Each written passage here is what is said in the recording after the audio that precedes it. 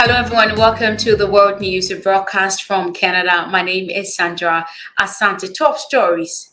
Ethiopian forces enter the formal bastion of Tigray forces. Ukraine's interior minister among 15 dead in helicopter crash. There's some more after the break.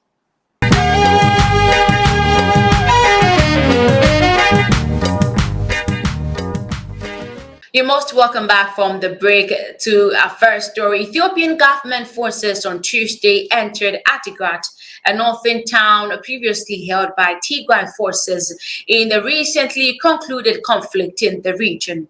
Residents told the media that soldiers enter the town on foot while others also use buses and military vehicles. Fatsum, a resident in town, said things were calmed but added that there is a widespread fear in relation to what happened before, but nothing has happened so far. There has been no official statement from the Ethiopian government or Tigray authorities about the entry of federal forces into the town. The troops are expected to retake federal military camps and security installations. Provisions of essential services, including electricity supply, telecommunication, and banking services, has resumed in parts of Tigray following the signing of a peace agreement in November 2022. But Fitsum said the situation in Tigray town had not improved much. There is no bank yet. No social services have started except the telephone, he concluded.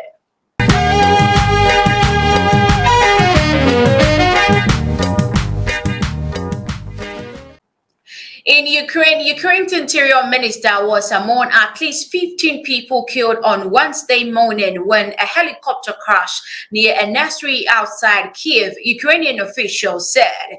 Officials said 9 people on board the aircraft and 6 on the ground, including 3 children, were killed when the French-named Super Puma helicopter crashed in a residential area in the suburb of Brovary on the capital's eastern outskirts. Earlier, officials had given an initial death toll of 18. President Volodymyr Zelensky called the crash as a terrible tragedy.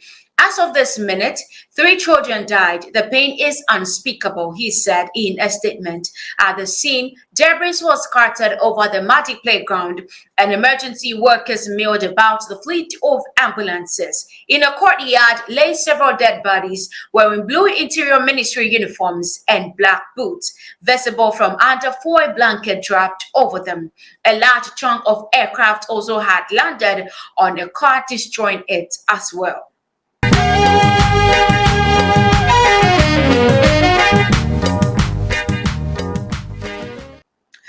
In Gambia, the Gambia's Vice President Badara Aliyu Joffa has died in India. President Adama Barrow has announced. The Vice President died after a short illness, although Mr. Barrow did not mention whether he was receiving treatment in India. Fellow #Gambians, this is with a heavy heart that I announce the passing away of my #Vice President, His Excellency Badara Aliyu Joffa.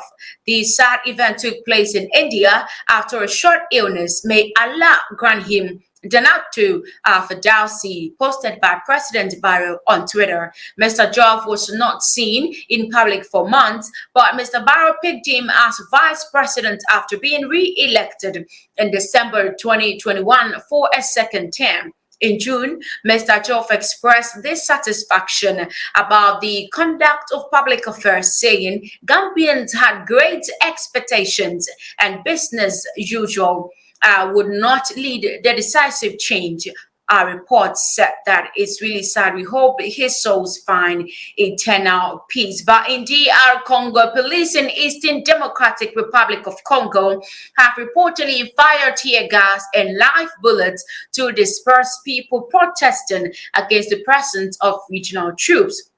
The East Africa Regional Forces, composed of soldiers from Kenya, Uganda, South Sudan, and Burundi, were deployed in November 2022 to enforce peace in that part of the country. But activists have accused of its inaction and called for protests on Monday in the provincial capital, Goma. Local report says the tear gas and live bullets were fired at the protesters.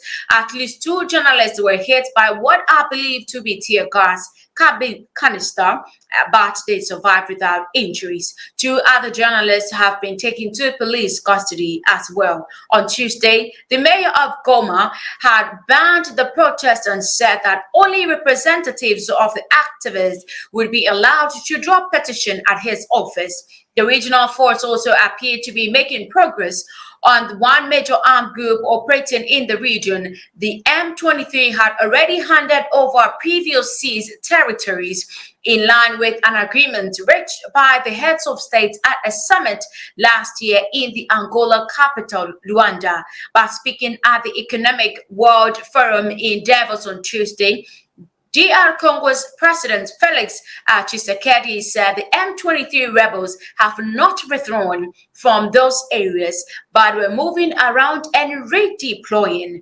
President Tshisekedi insists the M23 rebels are supported by the neighboring Rwanda, an accusation Kigali has continued to deny. People in the resource-rich North Kivu province also have lived through the armed conflict for decades.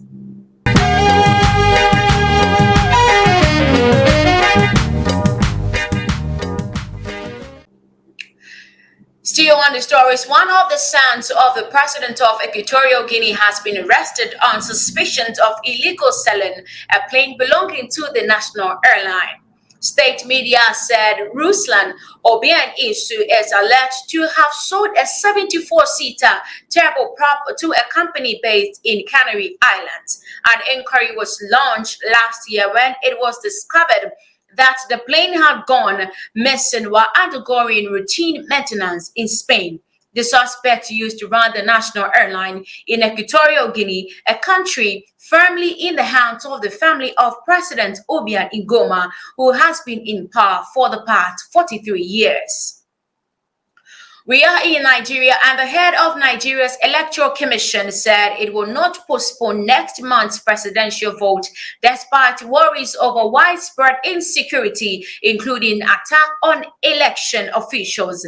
Mahmoud Yakubu, speaking at London's Chatham House think tank, said the Independent National Electoral Commission, INEC, as well as they are prepared to facilitate voting in Africa's most populous nation despite the challenges.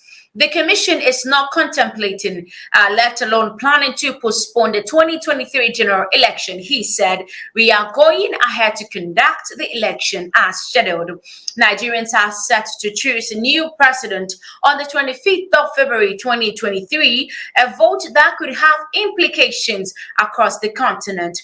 Current President Muhammadu Buhari is constitutionally termed limited after serving 2 terms. Nigeria has some 200 million citizens and Africa's largest economy, and its battle against Islamist insurgents in the northern east that has led many to view it as crucial to regional stability. But Nigeria itself is facing unprecedented insecurity that has seen the INEC targets itself also being targeted by violence, including when attackers bombed the headquarters of the Electoral Commission in Imo State last month. This is where I end the world news for today. Thank you so much for joining us. My name is Sandra Asante. Justice for all.